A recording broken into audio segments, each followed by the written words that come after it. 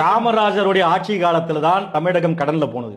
ஊழல் என்ற ஒன்று காமராஜர் ஆட்சியில் இருந்து தான் ஆரம்பித்தது. சும்மா அப்படி சொல்லாது. காமராஜர் தனக்காக சொத்து சேர்க்கவில்லை, ஆனால் தான் சார்ந்த சமூகத்தவர் கள்ளநோட்டு சிவகாசியில் அடிக்கவும் விருதுநகரில் உணவுப் பொருட்கள் கலப்படம் பதுக்கம் செய்து பிழைத்தார்கள். காமராஜருடைய ஆட்சி காலத்தில் காமராஜரின் மீது போதுமான பற்று நாடார் சமூக மக்களுக்கு இல்லைன்னு நான் சொல்லுவேன். அவங்க ஜாதிய இதோட இருக்கிறாங்க. இல்ல என்னத்த போராட்டம் பண்ணீங்க?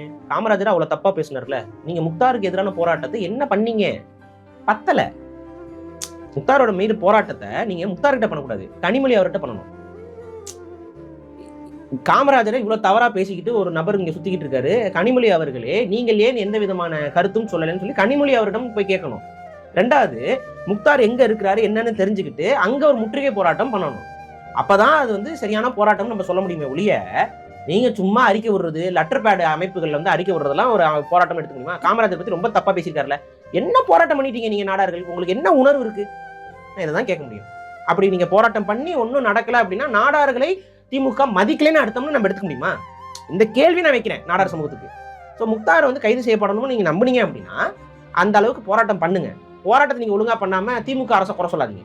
திமுக கரெக்டா தான் நடந்துக்குது, நீங்க போராட்டத்தை ஒழுங்கா பண்ணலைங்கிறது தான் பொருள். இதை தான் நான் சொல்ல முடியும். காமராஜர் உங்களுக்கு முக்கியம்னா நீங்க போராட்டத்தை ரொம்ப ஸ்ட்ராங்கா பண்ணிருக்கணும். உங்களுக்கே முக்கியம் இல்லைங்கும் போது அவங்க எதுக்கு நடவடிக்கை எடுக்க போறாங்க? புரியுதுங்களா சொல்றது? எப்ப நடவடிக்கை எடுக்கப்படும்னா ஒருத்தர் வந்து ஒரு கருத்தை சொல்றாரு, அந்த கருத்து வந்து சரி தப்புங்கிறது ரெண்டாவது. அது பப்ளிக் டொமைன்ல எந்த அளவுக்கு இம்பாக்ட் உருவாக்குதுங்கிறத பொறுத்து தான் அவர் மீது நடவடிக்கை எடுப்பாங்க. காமராஜரை பத்தி இவ்வளவு தரக்குறைவா பேசுறாரு ஒருத்தர், நீங்க ஒரு அதிகார வர்க்கத்தின் மூலமாலாம் போயிட்டு கம்ப்ளைண்ட் கொடுக்குறீங்க, ஒவ்வொரு ஆஃபீஸரையா பார்த்து கையில பெட்டிஷன் கொடுக்குறீங்க, எல்லாம் பண்றீங்க, இப்படி தவறா பேசுங்க, நடவடிக்கை எடுக்க முடியாதுன்ட்டாங்க. என்ன பண்ணுவீங்க? அப்ப அடுத்த கட்டத்துக்கு நகரணும். அதுக்கு அடுத்த கட்டத்துக்கு உங்களுக்கு நகர தெரியல, அதை அரசியல் படுத்தணும்ல. திமுக வந்து காமராஜரை மிக இழிவாக பேசிய ஒரு நபரை பாதுகாக்கிறது என்றால் அதற்கு பொருள் திமுக அதற்கு ஆதரவாக இருக்கிறதுன்னு அர்த்தம். காமராஜரை தவறாக பேசுவதற்கு திமுக ஆதரவாக இருக்குதுன்னா இதற்கு கேள்வியை நீங்க யார்கிட்ட கேட்கணும்? கனிமொழி அவர்கிட்ட கேட்கணும். காமராஜரை பற்றி புகழ்ந்து பேசுறாங்க கனிமொழி அங்கங்க, ஆனா அடுத்த இதுல பாத்தீங்கன்னா காமராஜர் இவ்வளவு இழிவா பேசுறவங்களுக்கு திமுக பாதுகாப்பு கொடுக்குது.